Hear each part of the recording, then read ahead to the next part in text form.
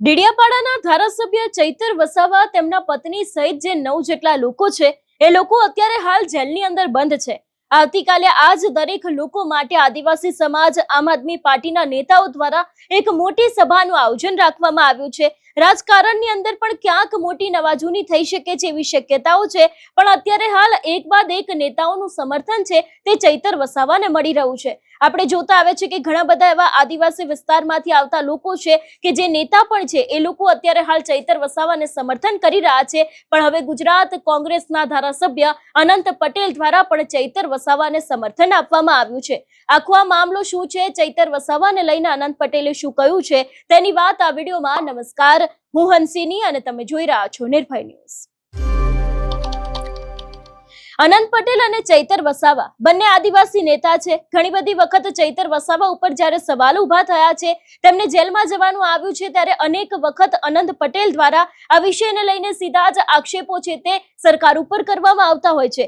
એવામાં હવે આખો આ જે બનાવ સામે આવ્યો છે ચૈતર વસાવાનો, એને જ લઈને અનંત પટેલ મેદાને આવ્યા છે અને તેમના દ્વારા પોતાના સોશિયલ મીડિયામાં એક પોસ્ટ કરવામાં આવી છે। કહેવામાં આવ્યું છે, ના કોઈ આપ માટે એટલે કે આમ આદમી પાર્ટીને લઈને વાત કરી છે, ના કોઈ બાપ માટે, અમે લડીશું ચૈતર વસાવા માટે। અને તેમના દ્વારા આખું આ પોસ્ટર છે એ પણ કરવામાં આવ્યું છે, મૂકવામાં આવ્યું છે, જેમાં અનંત પટેલ, ચૈતર વસાવા અને બીજા જે લોકો છે અને ખાસ કરીને વાત કરવામાં આવે કે તે લોકોના આદિવાસીના જે ભગવાન છે એમનો પણ અહીંયા ફોટો મૂકવામાં આવ્યો છે અને અહીંયા પણ લખવામાં આવ્યું છે, ના કોઈ આપ માટે, ના કોઈ બાપ માટે, અમે લડીશું ચૈતર માટે।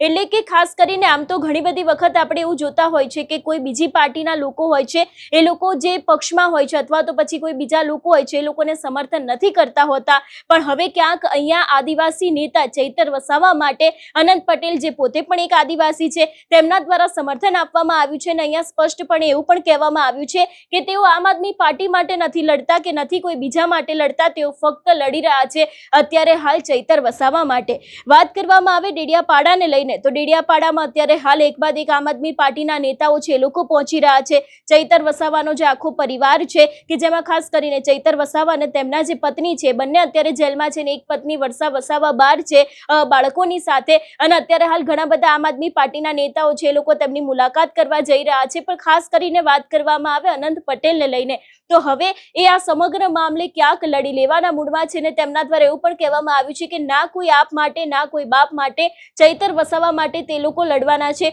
જોવાનું એ પણ રહેશે કે આવતીકાલના કાર્યક્રમમાં અનંત પટેલ દ્વારા કોઈ નવાજૂની કરવામાં આવે છે કે કેમ, કારણ કે આની પહેલા પણ જ્યારે આપણે જોયું હતું કે ચૈતર વસાવા અને અનંત પટેલ બંને એક મંચ ઉપર આવ્યા હતા, બંને ઘણી બધી એક સાથે માંગણીઓ કરી છે। જ્યારે આપણે જોતા આવે છે કે કોઈ પણ આદિવાસીનો પ્રશ્ન હોય છે ત્યારે બંને નેતાઓ ભેગા આવતા હોય છે અને સરકારની સામે પડતા હોય છે, પણ હવે ચૈતર વસાવા જ્યારે જેલમાં છે અત્યારે હાલ જે સવાલો ઉભા થઈ રહ્યા છે એ જ મામલે અનંત પટેલ પણ ક્યાંક લડી લેવાના મૂડમાં જોવા મળી રહ્યા છે। આવતીકાલે ડેડિયાપાડાની અંદર એક મોટી સભાનું આયોજન કરવામાં આવ્યું છે। આમ આદમી પાર્ટીના નેતાઓ તો આવવાના છે, પણ હવે ક્યાંક કોંગ્રેસના નેતાઓ દ્વારા પણ સમર્થન આપવામાં આવી રહ્યું છે। આની પહેલા પણ જે આમ આદમી પાર્ટીના પૂર્વ નેતાને કોંગ્રેસમાં જોડાયા હતા એવા કરસનદાસ ભાદરકા છે, એમને પણ બિન રાજકીય રીતે ક્યાંક ચૈતર વસાવાને સમર્થન આપ્યું હતું। ઘણી બધી વાત છે તે ચૈતર વસાવાને લઈને તેમના દ્વારા કહેવામાં આવી હતી, અને અહીંયા પણ ક્યાંક રાજકીય રીતે નહીં પણ એક આદિવાસી નેતા છે અને અનંત પટેલ પોતે પણ આદિવાસી છે, એટલા જ માટે થઈને અહીંયા ક્યાંક ચૈતર વસાવા છે એમને સમર્થન આપવામાં આવી રહ્યું છે।